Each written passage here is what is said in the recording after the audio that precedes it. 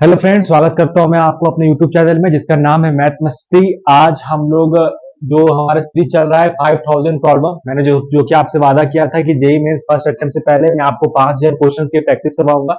उसी सीरीज में हम लोग अपना केस आगे बढ़ा रहे हैं और आज हमारा डे 2 है। इस सीरीज में हम लोग Arihant, black book, JEE PYQs और दास गुप्ता के बहुत अच्छे और अमेजिंग क्वेश्चन सॉल्व करने वाले हैं, जिसमें अभी हम लोग लिमिट के सारे क्वेश्चन सॉल्व कर रहे हैं। ठीक है, तो आज भी मैं आपके लिए बहुत सारी इंटरेस्टिंग प्रॉब्लम्स लाया हूं, तो प्लीज उस वीडियो को अंत तक जरूर देखना, आपको बहुत कुछ सीखने को मिलेगा। तो ठीक है, मैं आपको बुक दिखा देता हूँ। देखो, यही बुक है अमित एम अग्रवाल, जिसको हम लोग सॉल्व कर रहे हैं एक्सरसाइज। इसका क्वेश्चन नंबर मैं अभी 11 लेने वाला हूँ।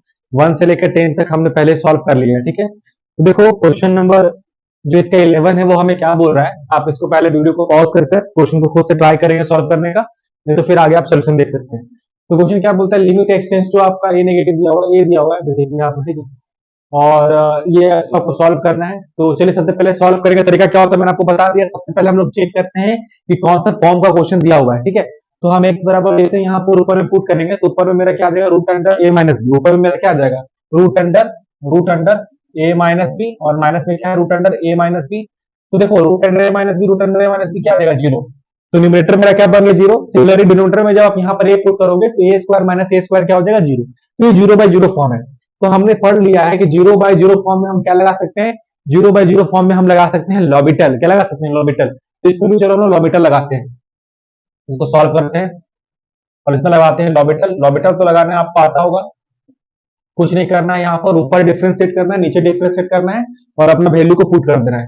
तो root x minus a b का डिफरेंशिएशन क्या हो जाएगा, 1/2 root under x minus b. ठीक है, और नीचे में इसका तो ये तो कांस्टेंट नंबर है तो इसका डिफरेंशिएशन जीरो होगा। इसका एक्स स्क्वायर माइनस ए स्क्वायर का डिफरेंस क्या हो जाएगा, 2x। क्या हो जाएगा यहाँ पर, 2x।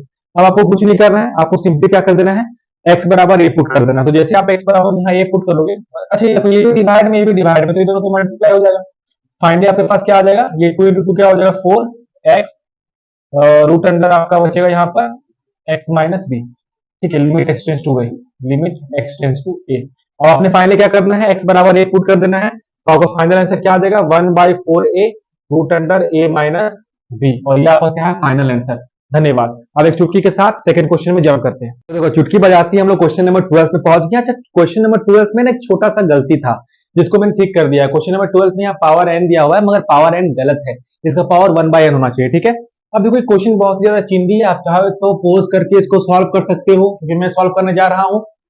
चलो मैं सॉल्व करता हूँ। क्या करना है, देखो कुछ नहीं करना है। यहाँ पर सबसे पहले हम क्या करेंगे ना, यहाँ से साइन 1 का पावर एन, साइन 1 का पावर एन को हम क्या कर देंगे, यहाँ से कॉमन निकाल देंगे। तो कॉमन निकालते देखो यहाँ पर क्या आ जाएगा, देखो साइन साइन एन का 1 का पावर एन को हमने कॉमन निकाला। अच्छा, इस पूरे में पावर क्या था, 1/n था ना, तो ये 1/n भी इससे मल्टीप्लाई हो जाएगा जब कॉमन निकालेंगे। तो ये तो बहुत बेसिक चीज है सर। फिर अंदर में क्या बचेगा, limit n tends to infinity. यहाँ से तो साइन 1 का पावर n हम कॉमन ले लिए, तो यहाँ बचेगा 1 प्लस क्या बचेगा, cos 1 बाई साइन 1 का पावर n। ठीक है, का पावर n, और इस पूरे में पावर 1/n। बहुत ज्यादा पावर पावर हो गया क्या। तो यहाँ से देखो n n मर गया, तो यहाँ पर सिर्फ साइन 1 बचेगा। अच्छा देखो तो जरा गौर से, यहाँ पर cos 1 बाई साइन 1 क्या होता है, cos बाई साइन cot होता है, तो इसको हम लोग बोल सकते हैं cot 1 का पावर n। क्या बोल सकते हैं इसको, cot 1 का पावर n, cot 1 का पावर n। अच्छा, एक बात मेरा याद रखना, एक बात आप याद रखना, देखो क्योंकि cot 1 जो है ना बहुत ज्यादा छोटा वैल्यू है, बहुत बहुत बहुत बहुत ज्यादा छोटा वैल्यू, बहुत बहुत बहुत बहुत ज्यादा छोटा वैल्यू है cot 1। और छोटा 1 का वैल्यू अगर आप छोटा मैंने पहले क्लास में बता दिया है कि किसी भी छोटे वैल्यू का पावर अगर आप बहुत ज्यादा करते हो ना, तो वैल्यू टेंस टू जीरो हो जाता है। वो वैल्यू क्या हो जाता है, टेंस टू जीरो हो जाता है। तो एक बात बताओ, जब आप cot 1 का पावर इन्फिनिटी करोगे, cot 1 का पावर क्या करोगे आप, इन्फिनिटी करोगे, तो इसका वैल्यू लगभग क्या हो जाएगा, जीरो हो जाएगा। इसका वैल्यू लगभग क्या हो जाएगा, जीरो हो जाएगा। अच्छा, 1/इन्फिनिटी का भी वैल्यू क्या होता है, जीरो होता है। 1/इन्फिनिटी का भी वैल्यू क्या होता है, जीरो होता है। तो आप जरा गौर से देखो, आप जरा गौर से देखो, आप बस कुछ मत करो, यहाँ पर n बराबर इन्फिनिटी पुट कर दो। तो इन्फिनिटी पुट करते यहाँ पर भी ये पूरा वैल्यू क्या हो जाएगा, जीरो, और 1/इन्फिनिटी क्या हो जाएगा, जीरो। तो मेरे पास फाइनली बचेगा क्या, साइन 1 इंटू 1 का पावर जीरो। 1/इन्फिनिटी का पावर जीरो बचेगा ना, और ये पूरा तो जीरो हो गया, पूरा क्या हो गया, जीरो हो गया। 1 का पावर जीरो क्या हो जाएगा, 1 ही हो जाएगा। तो फाइनल आंसर इसका क्या हो जाएगा आपका, साइन 1। Thank you. इसके बाद चुटकी बजाती, नेक्स्ट क्वेश्चन में जंप करते हैं। चलिए चुटकी बजाते हम लोग क्वेश्चन नंबर 14 में पहुंच गए। काफी ज्यादा खतरनाक क्वेश्चन ये दिख रहा है, मगर उतना ही ज्यादा चिंदी है। एक बहुत ही ज्यादा चिंदी कंसेप्ट पे क्वेश्चन बेस्ड है। अभी मैं आपको शॉर्ट में बता देता हूँ, डिटेल में हमारे लेक्चर में वो चीज आपको मिल जाएगा, ठीक है। तो कंसेप्ट क्या होता है, सी समेशन इन्फिनिटी समेशन वाला शायद आपने पढ़ा होगा कि जब भी आपको limit n tends to infinity दिखे और समेशन ऑफ k बराबर या r बराबर 1 से n तक दिखता है, कुछ भी दिखता है, ठीक है, और वो अगर 1/n और समथिंग आपका मान के चलते हैं कुछ हम r/n के फॉर्म में रहेगा, तो इस तरह का फॉर्म में अगर कुछ भी चीज रहता है तो हम यहाँ पर एक r/n क्रिएट करते हैं और एक 1/n क्रिएट करते हैं। 1/n को हम मान लेते हैं यहाँ पर dx, ठीक है, और r/n को हम मान लेते हैं यहाँ पर x। r/n को क्या मान लेते हैं, x मान लेते हैं, 1/n को मान लेते हैं dx। अभी मैं बहुत शॉर्ट में बता रहा हूँ इसको, इसका डिटेल हमारे लेक्चर में आपको मिल जाएगा क्योंकि हम लोग सॉल्यूशन करना है हम लोग को, ठीक है।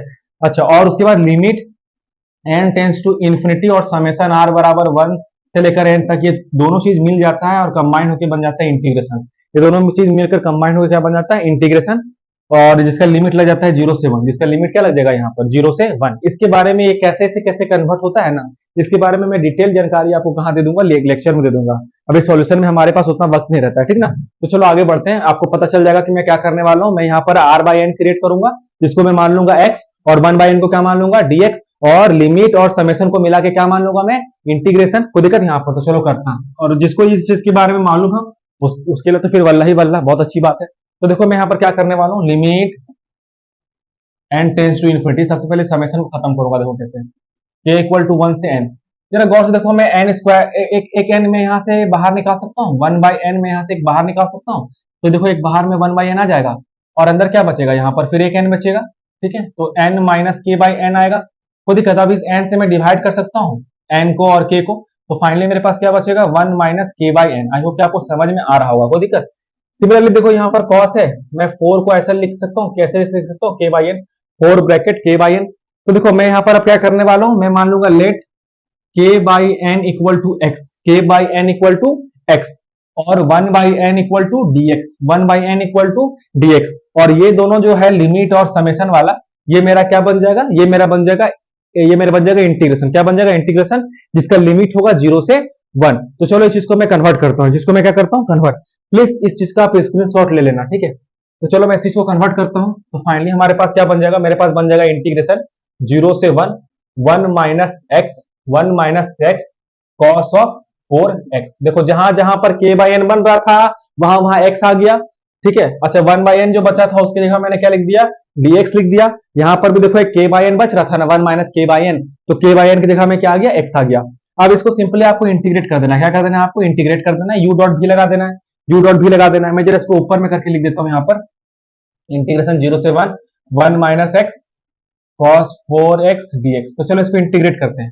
तो u डॉट भी लगाते हैं, फर्स्ट फंक्शन बाहर, सेकंड फंक्शन का इंटीग्रेशन, तो साइन 4x/4 हो जाएगा, माइनस फर्स्ट फंक्शन का डिफरेंशिएशन, दो d/dx ऑफ 1 माइनस एक्स, और सेकंड फंक्शन का क्या होगा, इंटीग्रेशन, यानी कि cos 4x, integration of cos 4x dx। और फिर इस पूरे में हम बाद में लिमिट लगा देंगे, पहले इंटीग्रेट कर देते हैं इसको यार। तो यहाँ पर तो ये ऐसे ही रहेगा, 1 माइनस एक्स साइन 4x/4 ही रहेगा, माइनस इंटीग्रेशन देखो d/dx of 1 minus x, d/dx of 1 minus x आपको क्या हो जाएगा, -1 हो जाएगा, कोई दिक्कत। और इंटीग्रेशन ऑफ cos 4x आपको क्या देगा यहाँ पर, ये देगा आपको साइन 4x/4, साइन 4x/4।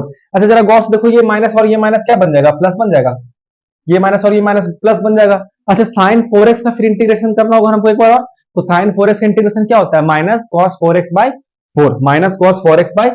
तो चलो हम इसको यहां पर लिख देते हैं, माइनस cos 4x/4, और एक 4 पहले से था, तो 4 इंटू 4 क्या हो जाएगा आपको यहाँ पर 16, क्या हो जाएगा यहाँ पर 16। अच्छा, इसका लिमिट हमें कहां से कहां लेना है, इसका लिमिट हमें लेना है 0 से 1। इसका लिमिट हमें कहां से कहां लेना है, इसका लिमिट लेना है 0 से 1। जब एक बार आप यहाँ पर 1 पुट करोगे तो 1 माइनस 1 क्या हो जाएगा, 0। फिर एक बार आप यहाँ 1 पुट करोगे तो आपको क्या मिलेगा, मिलेगा आपको माइनस cos 4/16। फिर एक बार 0 पुट करना है आपको x की जगह में, तो साइन 0 क्या हो जाता है, 0 ही हो जाता है, तो ये टर्म ऐसे खत्म हो जाएगा। प्लस यहाँ पर क्या आ जाएगा आपको 1/16। तो ये आपका क्या हो जाएगा, फाइनल आंसर। आई होप कि आपको ये चीज समझ में आया होगा, नहीं होगा तो प्लीज वीडियो को एक बार और रिपीट करें। तो देखो क्वेश्चन नंबर 15 हम लोग चालू करने वाले हैं, ठीक है।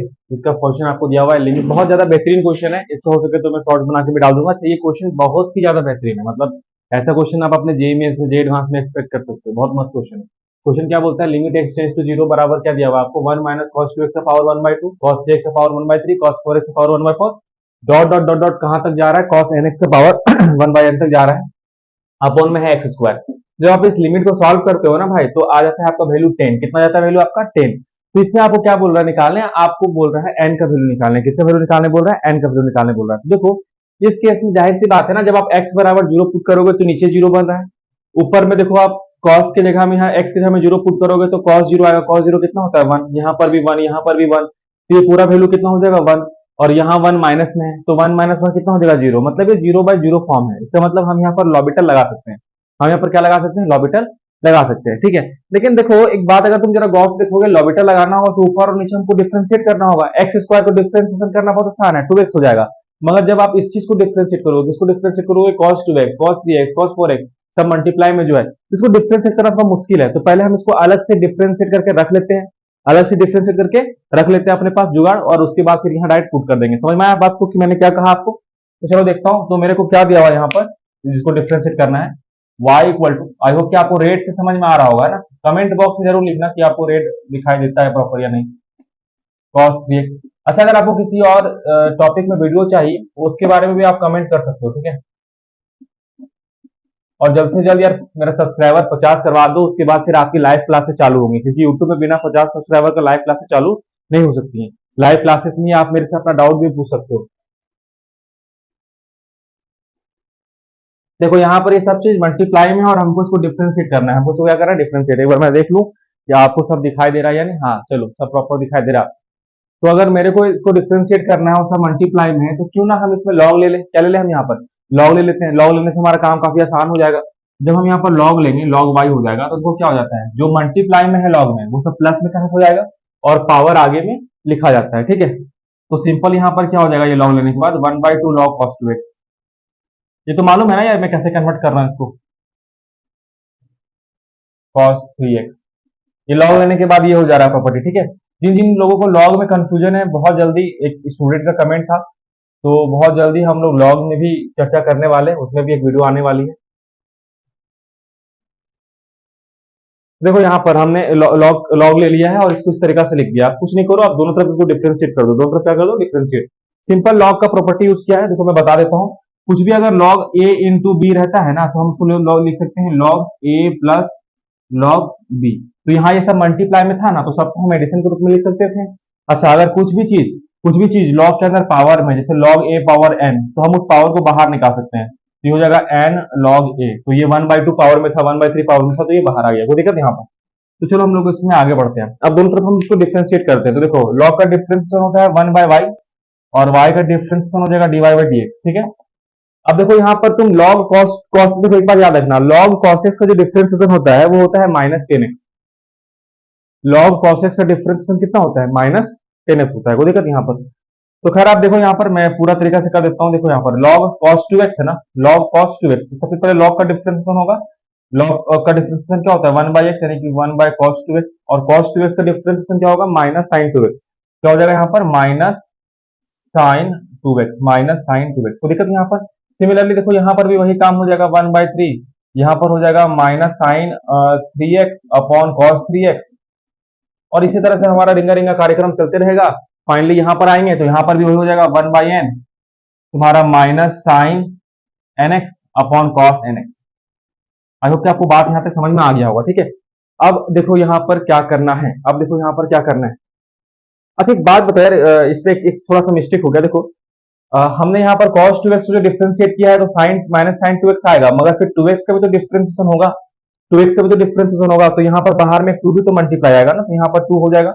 यहाँ पर 3x का डिफरेंशिएशन होगा, तो बाहर में 3 मल्टीप्लाई हो जाएगा, तो यहाँ पर -3 होना चाहिए, -3 sin 3x होना चाहिए, और यहाँ पर क्या होना चाहिए, -n sin nx होना चाहिए। कोई दिक्कत यहाँ पर, यहाँ तक कोई दिक्कत नहीं है सर। अब देखो यहाँ से ये 2 से 2 खत्म, ये 3 से 3 खत्म, ये n से n खत्म। तो देखो फाइनली आपको क्या मिलेगा ना, फाइनली मिलेगा 1/y dy/dx equal to -10 2x -10 3x, ठीक है, -10 nx। तो देखो हम यहाँ से -n को कॉमन ले सकते हैं, -n, हाँ सॉरी, हम यहाँ पर माइनस कॉमन ले सकते हैं, अच्छा, अगर आप यहाँ तक समझ गए हो ना, तो जरा गौर से देखना, हम यहाँ से क्या किया, माइनस को कॉमन ले लिए हैं, तो मेरे को अंदर में क्या बचेगा, मेरे को अंदर बचेगा 10 2x plus 10 3x plus dot dot dot 10 nx। हम कुछ नहीं किए, यहाँ से बस माइनस को कॉमन ले लिए, ठीक है। अच्छा, इस चीज को जो आप यहाँ पर देख रहे हो ना, इतना बड़ा सीरीज को लिखने से अच्छा है कि हम इसको समेशन के रूप में लिख दे। हमें समेशन में कन्वर्ट करना आता ही होगा, है ना। अच्छा, इतना तक अगर आप समझ गए तो इसको आप नोट कर लेना या फिर इसका स्क्रीनशॉट ले लेना, क्योंकि मैं अब इसको इरेज करने वाला हूँ, ठीक है। तो जरा आप गौर से देखो, अब आगे यहाँ पर क्या काम चलने वाला है हमारा। अब आगे की कार्यवाही क्या है, जरा ध्यान से देखना। आगे की कार्रवाई क्या होगा सर, जरा ध्यान से देखो। हम क्या, मेरा यहाँ पर 1/y dy बाई dx, ये लंबा वाला सीरीज आपको आ रहा है। हम इसको कैसे कन्वर्ट करके सकते हैं मालूम है, माइनस समेसन r बराबर 2 से लेकर n 10 10, ठीक है, 10 के बाद यहाँ पर rx लिख सकते हो। क्या लिख सकते हो आप यहाँ पर, rx 10 के बराबर आप क्या लिख सकते हो यहाँ पर rx। देखो, ये समेसन का मतलब ये होता है ना कि पहले एक बार r बराबर 2 पुट करो तो 10 2x, फिर प्लस एक बार r बराबर 3 पुट करो तो प्लस 10 3x, फिर एक डॉट डॉट कहां तक जाना है, n तक जाना है, तो फिर एक बार r बराबर यहाँ n पुट करेंगे तो 10 nx। मतलब इसी चीज को मैंने समेशन के रूप में लिख दिया यार, कोई दिक्कत यहाँ पर, ठीक है। अब नेक्स्ट देखो आगे की कार्रवाई, हमको तो dy बाई dx का वैल्यू चाहिए ना। तो जब हमको dy बाई dx का वैल्यू चाहिए, dy बाई dx का वैल्यू चाहिए, तो ये y को उधर लेके जाना होगा। और y हमारा क्या था, y हमारा ये था ना cos 2x into cos 3x into cos 4x into cos nx। अच्छा, सबका पावर भी है, cos 2x का पावर 1/2, cos 3x का पावर 1/3, cos 4x का पावर 1/4। अच्छा, गौर से देखना, तो ये सब मल्टीप्लाई में है ना बाबू, ये सब किसमें है, मल्टीप्लाई में है ना। तो जिस तरीका से सम को हम लोग समेशन के रूप में लिख सकते हैं ना, उसी तरह से मल्टीप्लाई अगर बहुत सारा सीक्वेंस में है ना, तो उसको हम लोग पाई के रूप में लिख सकते हैं। किसके रूप में लिख सकते हैं, पाई के रूप में लिख सकते हैं। देखो, पहले मैं आपको बता देता हूँ, फिर इसमें आगे कार्रवाई करूंगा। जैसे देखो, y बराबर आपका क्या था यहाँ पर, cos 2x का पावर 1/2। देखो, ये सब चीज ना आपको इंस्टीट्यूट वगैरह में देखने को नहीं मिलेगा, आप किसी भी इंस्टीट्यूट में देख लेना, इतना ज्यादा डिटेल में आपको बताने वाला नहीं है। वो ये सब चीज डायरेक्ट आपको पार कर देगा, क्योंकि वैसा एज्यूम करके चल रहे हैं ना कि आपको आ रहा है, मगर मैं जानता हूं, मैं अभी भी स्टूडेंट का मैं दर्द समझता हूं, ठीक है। तो इसलिए मैं आपको एक पार्ट यहाँ पर बता दे रहा हूँ। तो जरा गौर से देखो, यहाँ पर ये सब मल्टीप्लाई में है, तो सब मल्टीप्लाई को ना हम लोग पाई के रूप में रिप्रेजेंट कर सकते हैं। किसके रूप में रिप्रेजेंट कर सकते हैं, पाई के रूप में। कैसे सर, पहले आप पाई लिख दो, क्या लिख दो, पाई का मतलब होता है मल्टीप्लाई करना। क्या करना, जैसे समेशन का मतलब होता है ना सम करना, पाई का मतलब क्या होता है, मल्टीप्लाई करना, ठीक है। तो मल्टीप्लाई कर रहे हैं, किसको मल्टीप्लाई कर रहे हैं सर, cos rx को मल्टीप्लाई कर रहे हैं। किसको मल्टीप्लाई कर रहे हैं सर, cos rx को मल्टीप्लाई कर रहे हैं। cos rx का पावर 1/r को, cos rx का पावर 1/r को मल्टीप्लाई कर रहे हैं। फिर r आपका वैल्यू कहां से कहां तक है सर, तो r का वैल्यू 2 से लेकर n तक है। तो r बराबर सर आपका 2 से लेकर n तक है। इसका मतलब ये जो इतना बड़ा मल्टीप्लाई लिखा हुआ है, इसकी जगह हम लोग क्या लिख सकते हैं, लिख सकते हैं r बराबर पाई, r बराबर 2 से लेकर n cos rx का पावर 1/r। प्लीज इसको जरा सा आप जल्दी से इसका स्क्रीनशॉट ले लो, ये वाला चीज का, फिर मैं आगे बढ़ने वाला हूं, ठीक है। जल्दी से इसको स्क्रीनशॉट ले लो, ठीक। चलो आगे बढ़ता हूं। तो जरा गौर से देखो, हमको तो बाबू यहाँ पर किसका वैल्यू चाहिए, हमको तो dy बाई dx का वैल्यू चाहिए, मतलब ये y उधर जाकर मल्टीप्लाई हो जाएगा। तो देखो जरा यहाँ से, तो dy बाई dx आपको क्या आ जाएगा, minus y summation of r equal to 2 से लेकर n 10 ऑफ rx। अच्छा, अभी हम y का वैल्यू क्या निकाल कर रखे थे आपके सामने, हमने यहाँ पर y बराबर निकाल कर रखा था ना, क्या निकाल कर रखा था, पाई r बराबर 2 से लेकर n तक cos rx, ये हमने निकाल कर रखा था, और जिसका पावर है 1/r। तो इस चीज को हम यहाँ पर y की जगह में पुट कर सकते हैं। तो चलो पुट कर देते हैं, यहाँ पर क्या करते हैं, नीचे में पुट, या फिर यहाँ पर हाँ, इसको इरेज करके मैं यहीं पर पुट कर दे रहा हूँ, ठीक है। ये y की जगह में मैं ये पूरा वैल्यू पुट कर दे रहा हूँ यहाँ पर, ठीक है। तो चलो पुट कर देता हूँ, तो माइनस पाई r बराबर 2 से लेकर n cos ऑफ rx का पावर 1/r। एक चीज अगर आप सॉल्यूशन में डायरेक्ट लिखा हुआ रहता तो आपको समझ में नहीं आता, हो सकता है। r बराबर 2 से लेकर n 10 rx, इसका मतलब क्या है, जरा गौर से देखो। जब हम इस पूरे चीज को डिफरेंशिएट करेंगे तो हमारे पास ये बचेगा, जब हम इस पूरे चीज को डिफरेंशिएट करेंगे तो हमारे पास ये बचेगा, कोई दिक्कत। तो देखो, हमने dy बाई dx का वैल्यू अपने निकाल कर रख लिया कि जब हम इस y नामक इस मल्टीपल को डिवाइड करते हैं तो हमारे पास ये आता है। अब फौरन इसका स्क्रीनशॉट लो, अब हम अपने लिमिट पे काम करने जा सकते हैं। इस वैल्यू को हम ना यहाँ पर किनारे में लिख लेते हैं, ताकि हमें बाद में अगर हम भूल गए तो हमको मदद मिले। तो वैल्यू क्या था मेरा minus pi r equal to 2 से लेकर n तक cos rx का पावर 1/n, और समेशन r बराबर 2 से लेकर n तक 10 rx। इसको हम साइड में लिख कर रखनी है अपने लिए। ठीक है, अब इसको मैं इरेज कर रहा हूं, ठीक है, अब इसको मैं इरेज कर रहा हूं, देखो अब यहां से अब मैं लिमिट पे आता हूं, किसमें आता हूं, लिमिट पे। तो देखो लिमिट में ध्यान से देखना, तो ये 0/0 फॉर्म दिया हुआ है, क्या दिया हुआ है, 0/0 फॉर्म दिया, तो हम लॉमिटर लगा देंगे।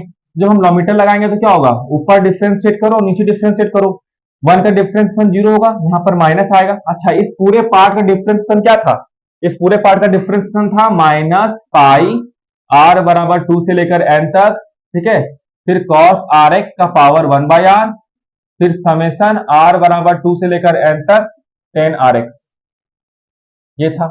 ठीक है, देखो ये माइनस तो प्लस हो जाएगा, और नीचे में क्या था बाबू, नीचे में था 2x, नीचे में क्या था आपका, नीचे में था 2x, नीचे में था 2x, नीचे में था 2x। कोई दिक्कत यहां तक, आई होप कि आपको यहां तक बात समझ में आ गया होगा, यहां तक आपको बात समझ में आ गया होगा। अब चलो आगे चर्चा करते हैं, क्या करते हैं, आगे चर्चा करते हैं। जरा गौर से समझना बात को, जरा गौर से समझना बात को। जब आप x बराबर 0 यहां पर पुट करोगे, अब आप x बराबर देखो, जब हम लोग लॉमिटर लगा देते थे तो x बराबर 0 पुट करने का वक्त आता था, क्या आता था, x बराबर 0 पुट करने का वक्त आता था।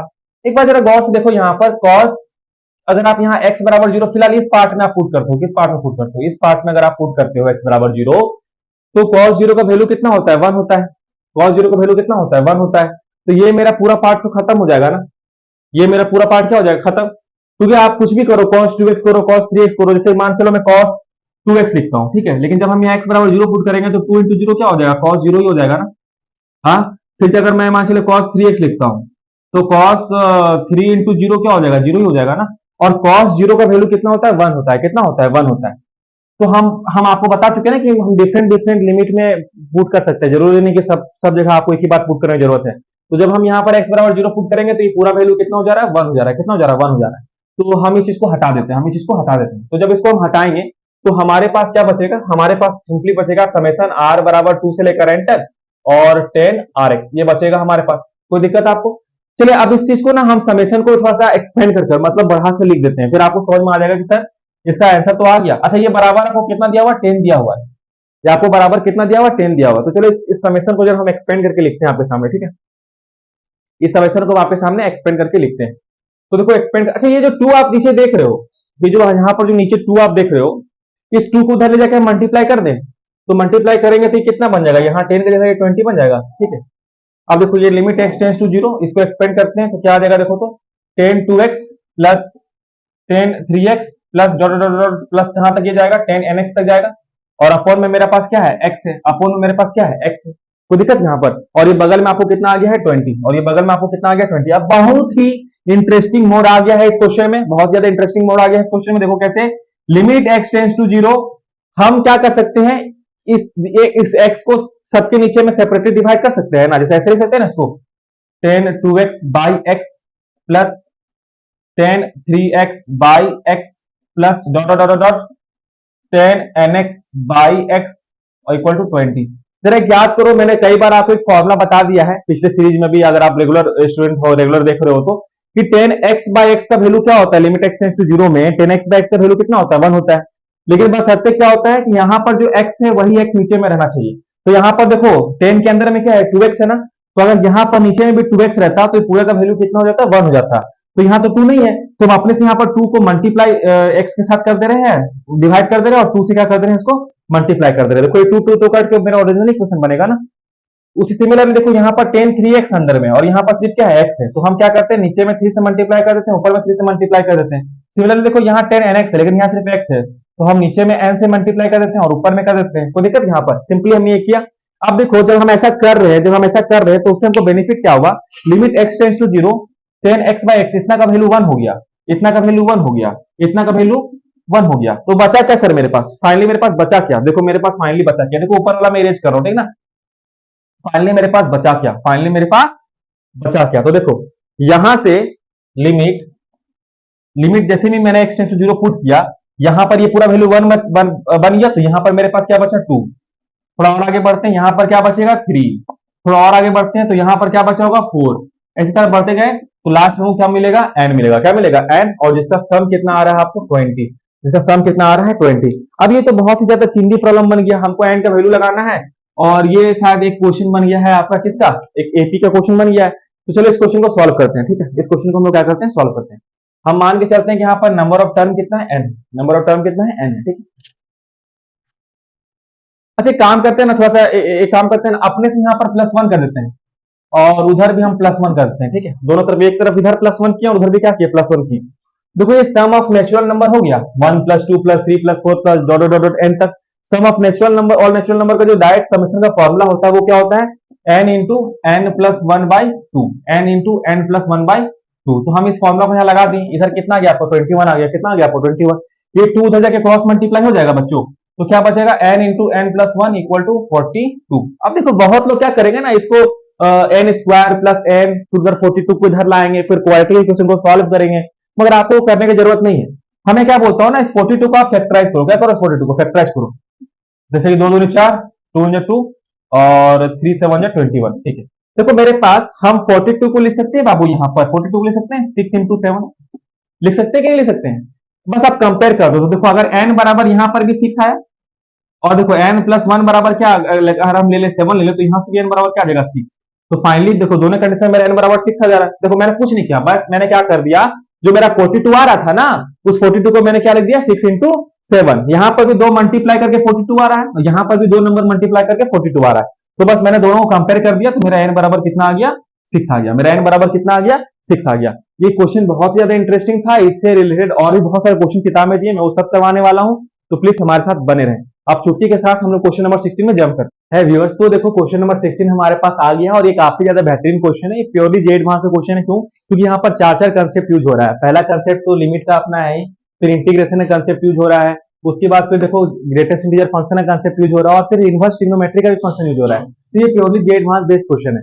तो मैं उम्मीद करके चल रहा हूँ आपको कि आपको जीआईएफ का बहुत अच्छा नॉलेज है, नहीं तो मैं आपको चीज बता देता हूँ, यहाँ पर देख लो ध्यान से। हमारा कुछ भी ग्रेटेस्ट इंटीजर x लिखा हुआ है, उसका वैल्यू हमेशा 1 होगा अगर जो आपका x है ना वो 1 से बड़ा है या उसके बराबर है, और 2 से क्या है, छोटा। तो जीआईएफ x का वैल्यू हमेशा क्या होता है, 1 होता है। नेक्स्ट चीज आप याद रखना कि जीआईएफ x का वैल्यू आपका हमेशा क्या होगा, 0 होगा, जब आपका x जो है वो 0 से बड़ा हो या बराबर हो, या लेस देन क्या हो, 1। तो ये 2 प्रॉपर्टी आपको याद रहना चाहिए, ठीक है। अब आपको एक चीज मैं बता देता हूँ, मैं आपको एक चीज बता देता हूँ, जो हमारा कॉर्टेक्स का ग्राफ होता है ना, वो एक डिक्रीजिंग ग्राफ है। जो कॉर्टेक्स का ग्राफ है बाबू, वो कैसा ग्राफ होता है, वो डिक्रीजिंग ग्राफ होता है। कैसा ग्राफ होता है, वो डिक्रीजिंग ग्राफ होता है, ठीक है। तो आप एक चीज याद रखना ना कि फ्रॉम फ्रॉम 0 से, फ्रॉम 1/2 से, फ्रॉम 1/2 से, फ्रॉम 1/2 से, 1/2 से कॉट 1 तक, फ्रॉम 1/2 से कॉट 1 तक, जो हमारा कॉट इनवर्स एक्स का जीआईएफ है ना, उसका वैल्यू हमेशा क्या रहने वाला है, 1 रहने वाला है। फ्रॉम 1/2 से कॉट 1 तक, जो कॉट इनवर्स एक्स का जो जीआईएफ है, उसका वैल्यू हमेशा क्या रहने वाला है, 1 रहने वाला है। और फ्रॉम 1 कॉट 1 से लेकर, फ्रॉम कॉट 1 से लेकर आपका इन्फिनिटी तक आप जाओगे, तो आपका जो कॉट इनवर्स एक्स है उसका वैल्यू हमेशा क्या आने वाला है, 0 आने वाला है। उसका वैल्यू हमेशा क्या आने वाला है, 0 आने वाला है। बस आपको इतना चीज दिमाग में रखना है, बस आपको इतना चीज दिमाग में रखना है, ठीक है। नेक्स्ट चीज समझ जाता है, देखो यहाँ पर नेक्स्ट चीज, और आप एक चीज और क्या समझ लो, फिर क्वेश्चन तुरंत बन जाएगा। जी ऑफ 1 + 1/x यहाँ पर लिखा हुआ है ना, तो इसका वैल्यू हम चलो चेक कर लेते हैं, चलो चेक कर लेते हैं कि 1/2 से लेकर 1 तक इसका वैल्यू क्या आने वाला है। 1/2 से लेकर 1 तक इसका वैल्यू क्या आने वाला है। तो आप याद रखना 1/2 से लेकर 1 तक आप कोई भी वैल्यू इसमें पुट करोगे, कोई भी वैल्यू आप इसमें पुट करोगे, जैसे कोई भी फ्रैक्शनल नंबर होगा ना जी, कोई भी x जो है वो ग्रेटर देन इक्वल टू 1/2 और लेस देन 1 है, तो कोई भी फ्रैक्शनल नंबर ही ना पुट होगा। जैसे सपोज करो हम यहाँ x बराबर 1/2 पुट करते हैं या 1 पुट करते हैं, मैक्स टू मैक्स आप कितना नंबर पुट कर सकते हैं, 1 पुट कर सकते हो। तो हमेशा मैक्सिमम नंबर पुट करके देख लेते हैं। तो हम यहाँ अगर 1 पुट किए तो इसका वैल्यू कितना हो जाएगा, 1 + 1 2, कितना आ जाएगा। तो आप 0 से, मतलब 1/2 से x बड़ा है और लेस देन क्या है, 1, तो 1 + 1/x का जीआईएफ एक्स का जो वैल्यू आना चाहिए आपको कितना आना चाहिए, 2 आना चाहिए। और अगर आप 1 से बड़ा कुछ इसमें पुट कर रहे हो, ठीक है, और x और लेस देन इक्वल टू आपका कितना है, लेस देन इक्वल टू आपका z है, मतलब इंफिनिटी है, तो उस केस में आपका 1 + 1/x का जो वैल्यू आएगा वो 0 आएगा, वो कितना आएगा, सॉरी 1 आएगा, वो कितना आएगा आपका, 1 आएगा। ये 2 चीज आपको दिमाग में रहना चाहिए। अगर ये आपको आता है तो फिर ये क्वेश्चन तुरंत हो जाएगा। देखो कैसे, limit z tends to infinity, इसको ब्रेक करते हैं 1/2 से लेकर cot 1 तक, फिर उस केस में जी आई ऑफ cot इनवर्स एक्स का वैल्यू कितना हो जाएगा, 1 dx प्लस इंटीग्रेशन cot 1 से लेकर z तक, उस केस में cot इनवर्स एक्स का वैल्यू कितना हो जाएगा, 0 dx। उसी तरह चलो अब मैं नीचे में भी ब्रेक कर लेता हूँ, तो जब नीचे में ब्रेक करूंगा तो इंटीग्रेशन 1/2 से लेकर 1 तक, इसका वैल्यू कितना हो जाएगा, 2 dx। तो ये कैसे आ रहा है, अगर आपको डिटेल में समझना है तो मैं बहुत जल्दी जीआईएफ में एक वीडियो लेक्चर लाने वाला हूँ, प्लस इंटीग्रेशन 1 से लेकर कहां तक जा रहा हूं, अभी मैं एक्सपेक्ट करके चल रहा हूं कि आपको ये सब चीजें आ रही हैं। तो 1 से लेकर 1 जेड तक, 1 से लेकर जो जेड तक था उसमें 1 प्लस 1 बाई एक्स का वैल्यू कितना आ रहा था, 1 आ रहा था, तो 1 dx। अब इस चीज को हम लोग सॉल्व कर देंगे, सिंपली क्या कर देंगे, चीज को सॉल्व कर देंगे। तो चलो इस चीज को सॉल्व करते हैं। तो मेरा देखो क्या हो जाएगा, limit z tends to infinity, limit z tends to infinity, यहां सॉल्व करोगे तो इस चीज का 1 dx का इंटीग्रेशन क्या होता है, x, फिर upper limit minus lower limit करोगे तो तुम्हारा वैल्यू क्या आ जाएगा, cot 1 माइनस 1/2, और नीचे में देखो तुम्हारा यहां पर क्या आ जाएगा 2x, फ्रॉम कहां से लेकर कहां तक, फ्रॉम 1/2 से लेकर 1 तक, फिर बीच में आ जाएगा प्लस x 1 से लेकर z तक, ठीक है। इस चीज को जब आप सॉल्व करोगे तो limit z tends to infinity हो जाएगा, ऊपर में तो जो cot 1 माइनस 1/2 उसको रहने दो, नीचे में वो क्या हो जाएगा, नीचे में ये बन जाएगा, नीचे में ये बन जाएगा 2 माइनस 1 प्लस जेड माइनस 1, कुछ नहीं किया है, upper limit minus lower limit. तो तुम जरा गौर से देखो, -1 प्लस 2 को कैंसिल कर देगा तो नीचे में सिर्फ क्या बचेगा, जेड बचेगा, क्या बचेगा, जेड। अब जब आप जेड बराबर इन्फिनिटी पुट करोगे ना, तो ऊपर में तो एक नंबर है और नीचे में क्या आ गया, इन्फिनिटी, इसका वैल्यू क्या आ जाएगा, जीरो, इसका वैल्यू क्या आ जाएगा, जीरो। आई होप कि आपको क्वेश्चन समझ में आया हो। अगर आपको जीआईएफ और इंटीग्रेशन में अगर कोई भी दिक्कत है तो प्लीज कमेंट बॉक्स में आप लिख देना, मैं आपको उसके लिए एक वीडियो लेक्चर सेपरेट ला दूंगा, ठीक है। और हमारे अगर आपको लिमिट में दिक्कत हो रहा है तो लिमिट का एक सेपरेटली लेक्चर सीरीज भी हमारा चल रहा है, तो आप वहां पर भी जाकर हमारे लेक्चर्स को देख सकते हो, ठीक है। प्लीज वीडियो को लाइक करो, सब्सक्राइब करो, धन्यवाद।